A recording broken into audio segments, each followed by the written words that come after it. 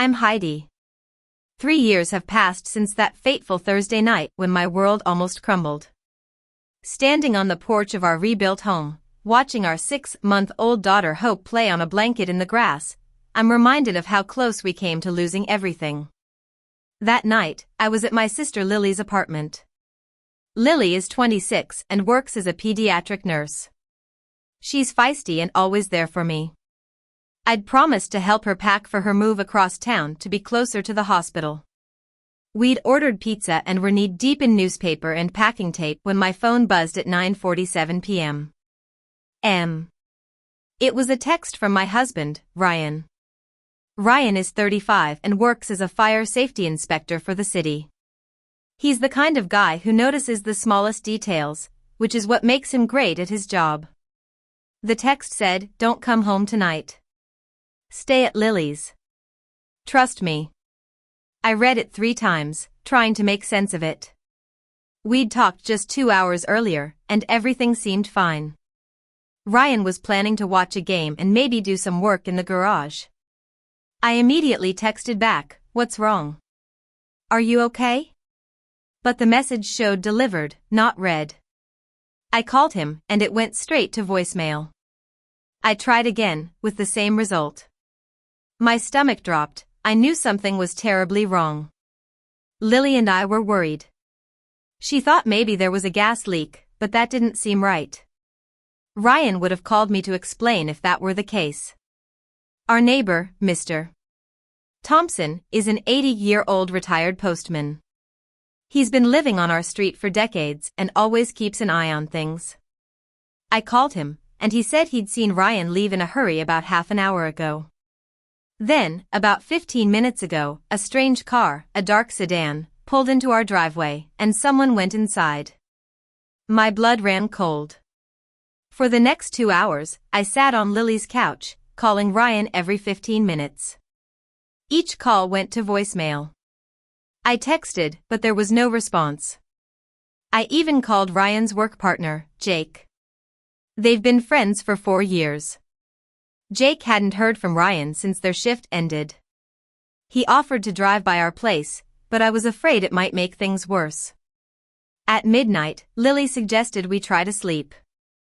She said maybe Ryan's phone died, and he'd call in the morning. But I knew that was wishful thinking. I lay on the couch, clutching my phone, my mind racing. What could have happened? Was Ryan hurt? At 2:13 a.m. Lily's phone lit up with a breaking news alert. There was a photo of a house in flames. It was our house.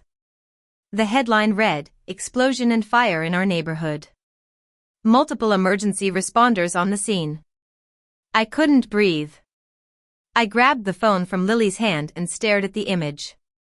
Flames were shooting out of every window, and the roof had partially collapsed. I dialed Ryan's number one more time. A woman answered. She introduced herself as Officer Ava Reed.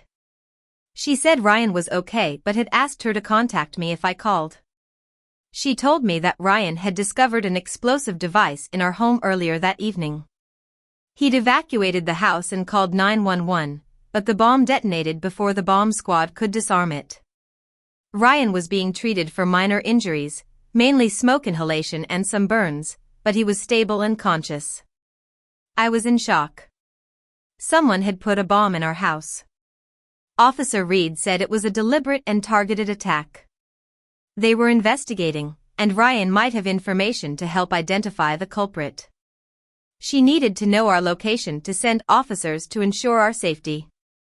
2 police officers, Officer Diaz and Officer Carter, arrived at Lily's apartment. They did a sweep of the place and then positioned themselves outside. Officer Diaz asked me some questions. I told him about some strange phone calls Ryan had received at work a few weeks ago. A man had been asking detailed questions about our home address, our schedules, and our security system. Ryan thought it might be related to a property owner he'd cited for serious fire code violations.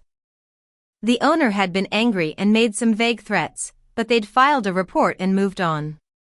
Officer Carter's radio crackled, and he stepped into the hallway to take the call. When he came back, his face was grim. They'd identified a suspect, a man named Victor Harris. 6 weeks ago, Ryan had condemned a warehouse Harris owned. The warehouse was being used to manufacture illegal fireworks. Harris was arrested, lost his business, and had been out on bail.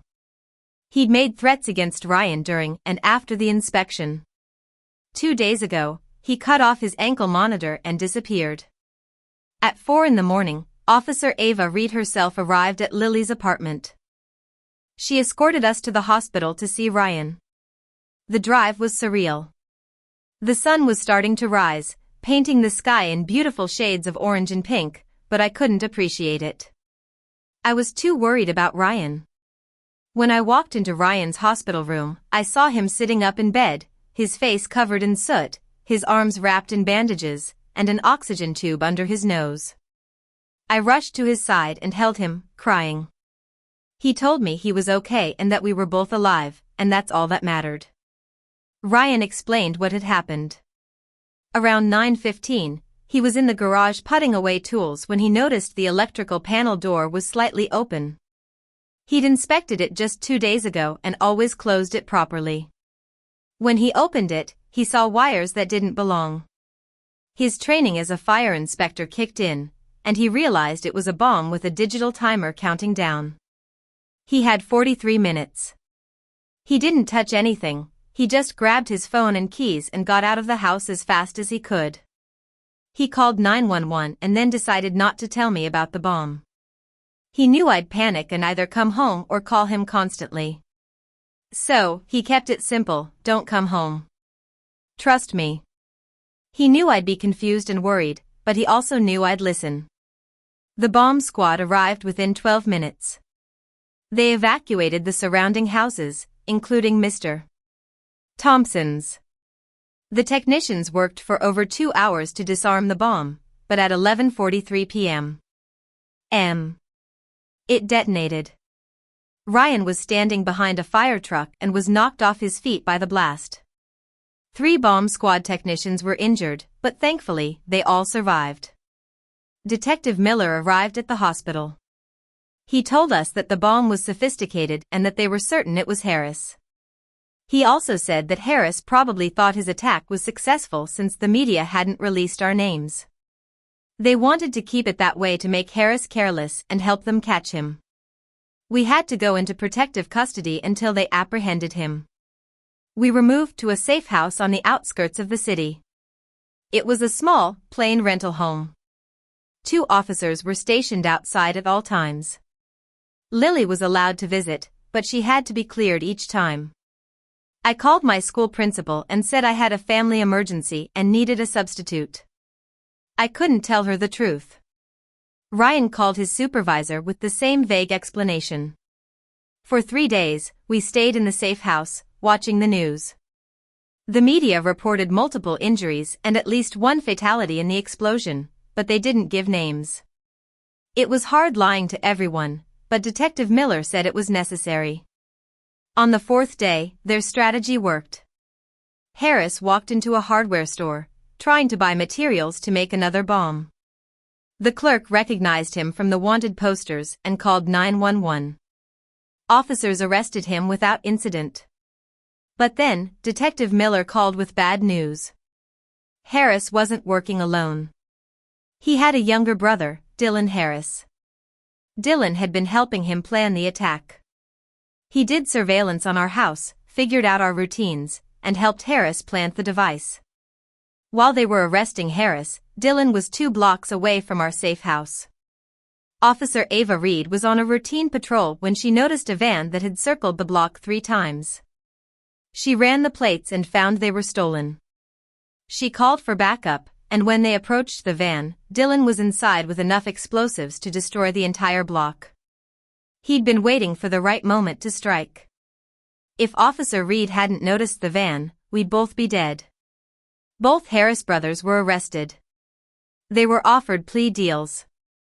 Victor Harris pleaded guilty to attempted murder, arson, possession of explosives, and manufacturing illegal fireworks. He was sentenced to 40 years in federal prison without parole. Dylan Harris pleaded guilty to conspiracy to commit murder, attempted murder, and possession of explosives. He got 25 years. Our house was a total loss.